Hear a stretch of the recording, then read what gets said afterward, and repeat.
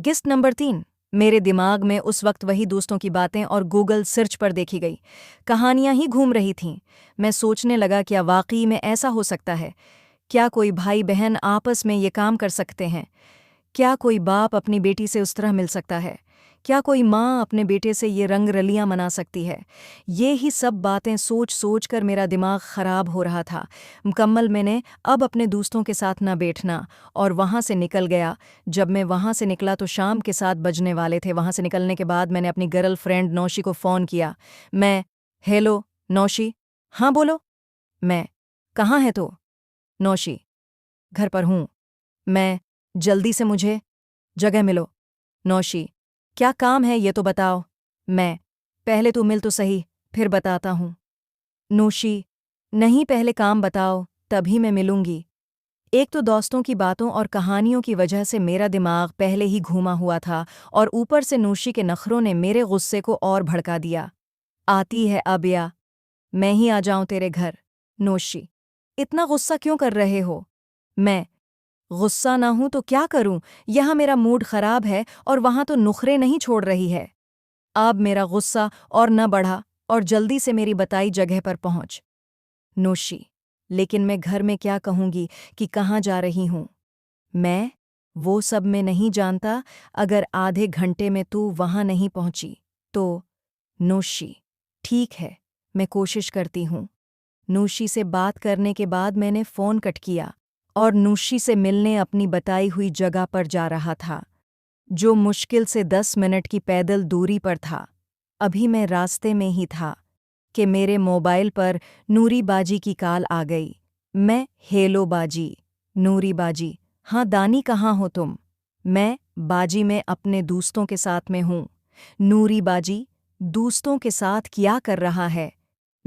बस थोड़ा गुपशुप हो रही है। नूरी बाजी, आजकल बहुत आवारा होता जा रहा है।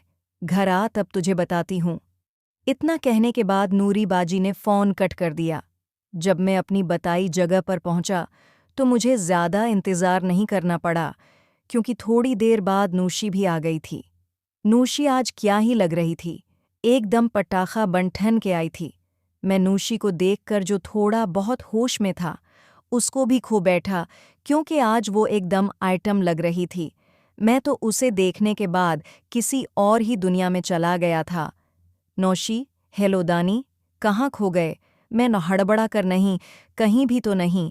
तुम्हें देखकर तो लग रहा है कि तुम्हारी हालत बहुत ही खराब है। हाँ, नौशी आज बहुत दिल कर रहा है, तभी तो तुम्हें बुलाया। नौशी, वो तो तुम्हारा रोज ही करता है, लेकिन इतने उतावले तो तुम कभी नहीं थे। हाँ, आज बात ही कुछ ऐसी हुई है कि मुझसे और ज्यादा इंतजार नहीं हो रहा है। नौशी, बताओ क्या बात है? मैं नौशी से लगभग हर बात शेयर करता था, क्योंकि हम दोनों बचपन से एक दूसरे को जानते थे। वो भी मुझसे अपनी कुछ बातें शेयर करती थी, लेकिन मेरे जितना नहीं। वो मुझसे 1 साल सीनियर थी, पढ़ाई में भी, लेकिन हमेशा एक अच्छे दोस्त की तरह मेरे साथ पेश आती थी।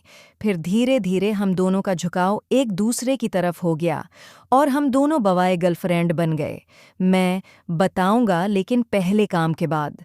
उसके बाद इस वक्त रात के 7:30 रहे थे और मैंने जहां नूशी को बुलाया था वो थोड़ा सुनसान इलाका था और शहर से आउटर पड़ता था। मैं अक्सर नूशी को इसी जगह पर बुलाता था।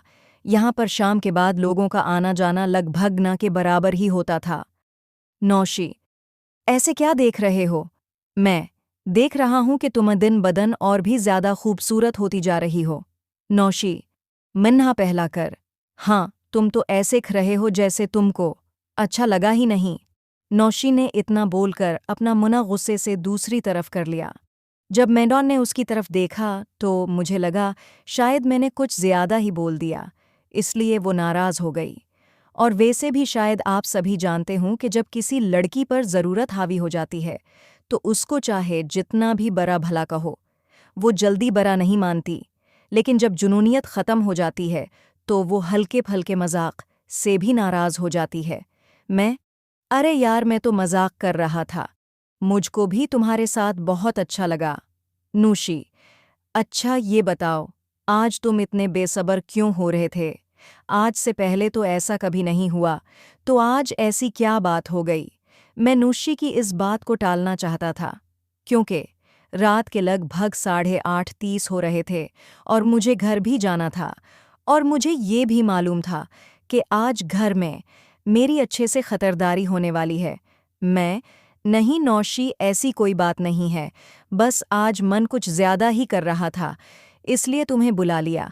नौशी, मना फैलाकर, अगर नहीं बताना हो तो मत बताओ, लेकिन ऐसे झूठ तो मत बोलो। नौशी के साथ कुछ वक्त गुजारने के बाद मेरे दिमाग से दोस्तों वाली सारी बातें निकल गई थीं, लेकिन नौशी के बात छेड़ने के बाद वो सारी बातें मुझे फिर से याद आने लगी। मैंने जब नौशी को नाराज और मुन्ना फूला कर बैठे देखा तो मैंने उसे बताना ही ठीक समझा। देखो नौशी, मैं तुमसे जो बात कहने जा रहा हूँ, ये बात भी फालतू ही लगती है, लेकिन दोस्तों ने कुछ ऐसा दिखा दिया है जिसकी वजह से ये सच भी लग रहा है। मैं बहुत कंफ्यूज हूँ, क्या सही है और क्या गलत है, मुझे कुछ समझ में